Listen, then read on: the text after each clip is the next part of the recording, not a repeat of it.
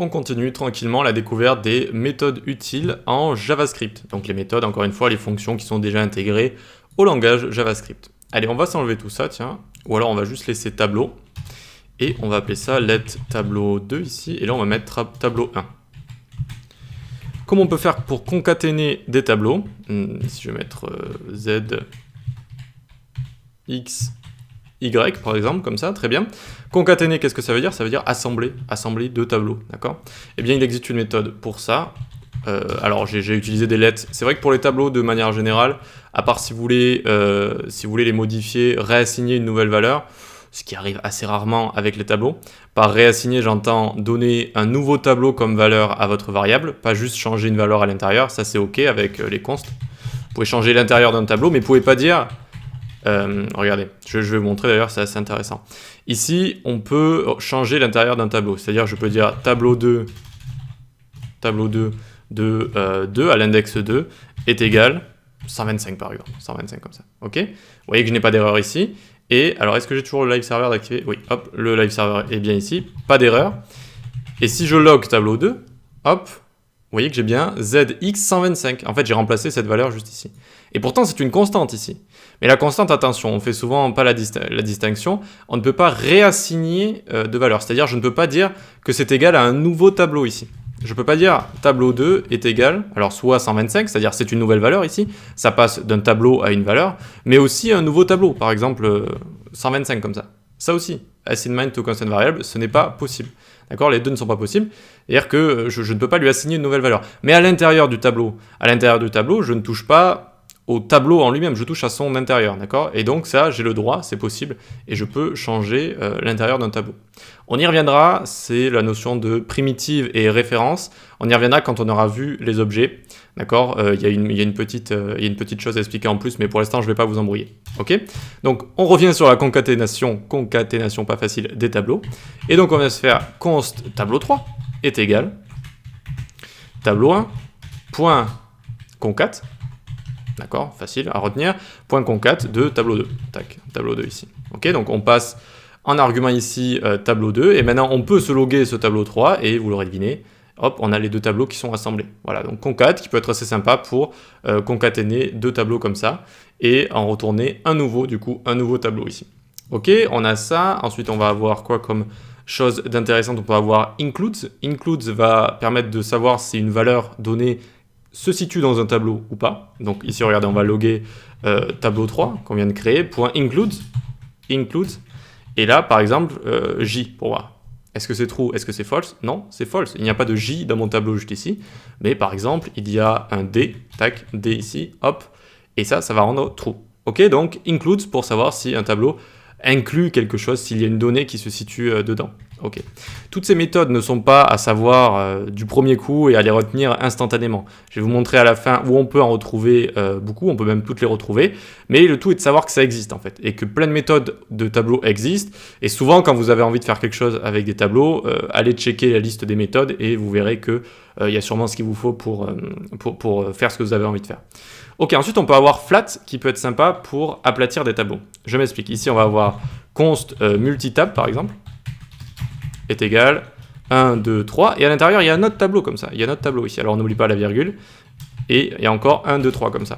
Ok, donc c'est un tableau qui a plusieurs dimensions, multidimensional array, désolé pour l'accent, mais un tableau à plusieurs dimensions. Et donc ici je peux loguer par exemple multitab.flat. Flat ça veut dire aplatir, et donc regardez, hop, ça nous a bien aplati le tableau juste ici. Voilà. S'il y a encore plus de dimensions, si je peux en rajouter encore, ici il manque du coup, hop, ici il y a 3 dimensions, 1, 2 et encore 3 ici, d'accord? Et ça va flat ici aplatir mais qu'un seul niveau, ça aplatit que ce tableau si vous voulez. Donc vous voyez que celui-là reste, le tableau 3 ici, il est là, tac.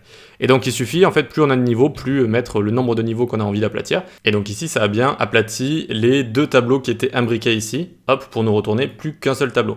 Donc plus vous avez de tableaux imbriqués les uns dans les autres, plus vous allez augmenter ce chiffre, hein, tout simplement. Voilà. Donc ça, c'est pour flat. Ensuite, on va voir join. Join qui est assez intéressant également. Par exemple, on va voir const fruit, par exemple. Fruit est égal un tableau, ici on va mettre fraise, pomme et raisin. Les bons raisins, nickel. Et donc ici, on peut avoir join qui va transformer ce tableau en chaîne de caractères. Fruit, hop, point join ici, tac. Et regardez, ça me transforme ça en chaîne de caractères directement. On peut aller un petit peu plus loin. On peut, au lieu de le faire sur une chaîne de caractères comme ça, on met des apostrophes ici. Et ça va le transformer avec sans séparation. Vous voyez que si je mets pas d'apostrophe ici, il y a une séparation avec les virgules. Et si je mets les apostrophes, hop, ça fait une chaîne de caractères collée comme ça. Si on met un espace, ça fait des espaces ici. Un espace entre chaque élément. Si je mets un tiret, ça met un tiret entre chaque élément. Et ainsi de suite, si j'en mets 5, ça en met 5 entre les éléments. Ok? Donc ça c'est join pour faire passer un tableau en chaîne de caractères. D'accord? Suivant ce qu'il a à l'intérieur. Ok, très bien, on avance.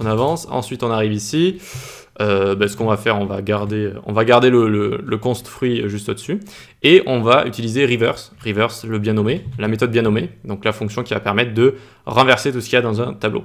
Et donc on va loguer ici fruits, donc fruit.reverse. Hop, et donc vous l'aurez deviné, raisin est passé là, puis pomme, ça change pas vu que c'est au milieu, et fraise qui est passé ici. Voilà, donc il y a vraiment plein de méthodes qui existent, donc plein de fonctions disponibles en JavaScript, des méthodes donc pour gérer tout ça, pour gérer les tableaux. C'est ça qui fait que les tableaux, c'est assez sympa. Et donc, vous pouvez aller sur MDN, Mozilla Development Network, tac, qui est vraiment la documentation de tout ce qui est langage du web, HTML, CSS, JS, et puis ça va même dans les frameworks, etc. C'est vraiment une très très bonne documentation, notamment en CSS et JS. Et donc, alors en général, j'y accède pas par la page d'accueil parce que voilà, c'est assez complet. Vous pouvez aller dans JavaScript. JavaScript, vous voyez que c'est assez complet, hein. Il y a assez beaucoup de choses. Donc moi, ce que je taperai ici pour tomber directement dessus, qu'est-ce que je ferai? Je ferai arrays méthode JS MDN. Tac, et donc là par exemple il y a une partie array, d'accord, et regardez ce qu'on a ici, tiens, donc voilà, allez sur array JavaScript MDN ici, et donc c'est ça que je voulais vous montrer, la liste des méthodes est écrite ici. Alors il y en a plein, moi je vous ai montré les plus intéressantes pour l'instant, on va refaire une vidéo juste après sur les méthodes callback liées au tableau, donc je vais vous expliquer juste après, mais voilà, vous avez toute la liste qui est ici, vous voyez qu'il y en a pas mal, il y en a une vingtaine, trentaine peut-être, et c'est assez intéressant, vous pouvez toutes les retrouver ici, filter, find, etc. On va voir ce que c'est que filter dans la prochaine vidéo, et donc voilà, pop, push, comme on a vu, etc., shift, slice, elles sont toutes ici, donc vous pouvez toutes les regarder, vous servir, et à chaque fois, c'est quand même bien expliqué. Franchement, MDN, je pense ne pas me tromper, ou en tout cas être assez objectif pour dire que c'est vraiment une des meilleures documentations que j'ai vues de ma vie. C'est très bien expliqué à chaque fois. Voilà.